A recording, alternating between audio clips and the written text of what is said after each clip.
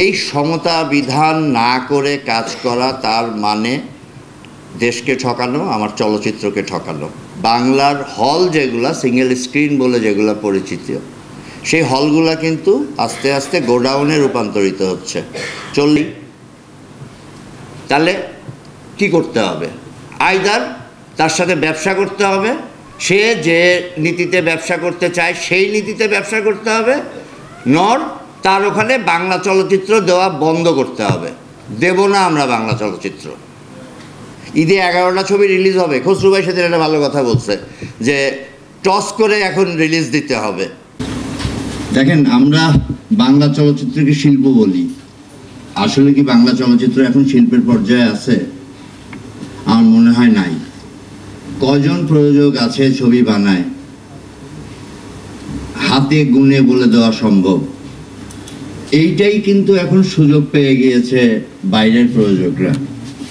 কিছুদিন আগে হিমাংশু ধানুকা যে মোড়কে বাংলাদেশে ঢুকেছিল, সেটাকে কিন্তু এই সম্মানিত চলচ্চিত্র পরিষদই আটকিয়েছিল। তারা যে মোড়কে ঢুকেছিল, সেই একই মোড়কে কিন্তু এসবিএফ ঢুকছে বাংলাদেশে। এসবিএফ বাংলাদেশে ঢুকছে, বাংলাদেশের হিরো নিয়ে কাজ করবে। কাজ কিন্তু বাংলাদেশে হবে না। এই যে 19 সংগঠনের নেতৃবৃন্দ আছে, তারা শুধু চেয়ে চেয়ে দেখবে তাদের কলাকুশলীরা সব বেকার হয়ে বসে আছে। কাজ পুরোটাই কিন্তু কলকাতাতে বা ইন্ডিয়ার বিভিন্ন জায়গায় হবে। কারণ কি জানেন? কারণ ওখানে কাজ করলে রিবেট পাওয়া যায় বিভিন্ন স্টেটে, বিভিন্ন জায়গায়। এই যে বানারসে কাজ করছে, কেন কাজ করছে? 25% রিবেট পাওয়া যায়। ঝাড়খণ্ডে কাজ করলে 35% রিবেট পাওয়া যায়। এই সুবিধাগুলো নেওয়ার জন্য ওখানে কাজ করবে। আর এসবিএফ এর মতো প্রতিষ্ঠান বাংলাদেশে একটা লোকাল প্রতিষ্ঠানের সাথে জয়েন্ট করে একটা প্রতিষ্ঠান ক্রিয়েট করছে। তারা আমার দেশ থেকে হিরো নিবে, ওই দেশ থেকে হিরোইন নিবে, সব কাজ ওখানে করবে। আমার হিরো সুবিধা পায়, ওখানে মেকআপ ভ্যান পাচ্ছে, সাথে হাঁটলে পোর্টেবল এসি পাচ্ছে, ফ্যান পাচ্ছে, 5 স্টার হোটেলে থাকতেছে। তার তো কোনো অসুবিধা নাই, সে ওখানে কাজ করতেছে তার মতো করে। সে তো কাজ করবেই, সে তো আর্টিস্ট, সে পেমেন্ট পাচ্ছে, সে কাজ করতেছে। কিন্তু মাঝখান দিয়ে কী হচ্ছে? আমার দেশের সব কলাকুশলী, ফাইটার, ডান্সার এরা কিন্তু বেকার হচ্ছে। দেখেন, এখানে কথা আছে, আমিও কিন্তু বাইরে কাজ করছি। আমি 34 দিন শুটিং করছি, 16 দিন কিন্তু দেশে শুটিং করছি। একটা গান কিন্তু আমি এফডিসিতে করছি,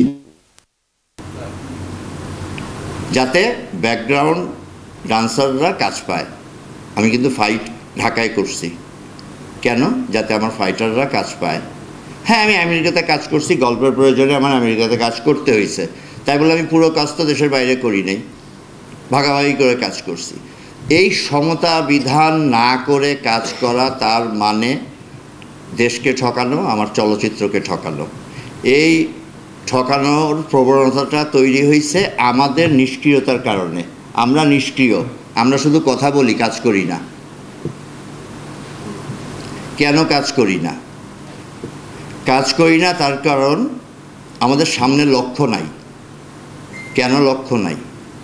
তার কারণ হল কমে যাচ্ছে। সিনেপ্লেক্স হিন্দি ছবি, ইন্ডিয়ান ছবি এবং ইংলিশ ছবি চালাচ্ছে। বাংলার হল যেগুলা সিঙ্গেল স্ক্রিন বলে যেগুলো পরিচিত, সেই হলগুলা কিন্তু আস্তে আস্তে গোডাউনে রূপান্তরিত হচ্ছে।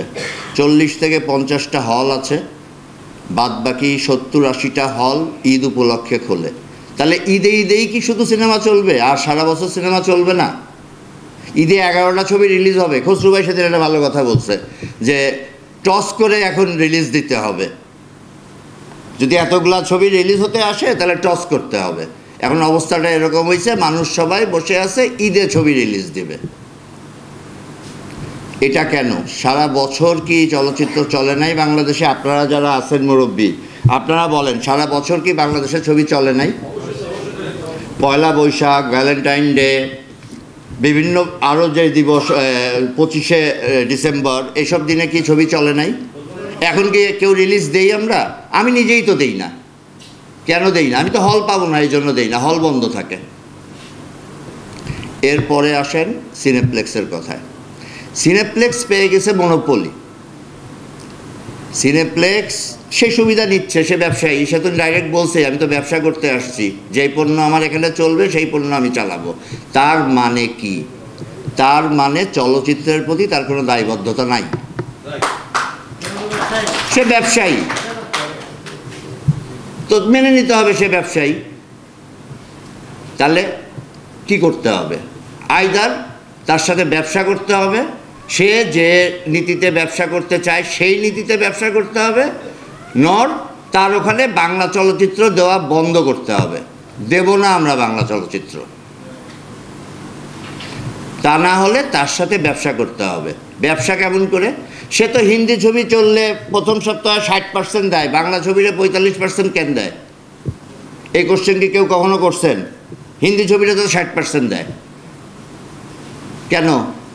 বাংলা চলচ্চিত্রের দোষ কোথায়?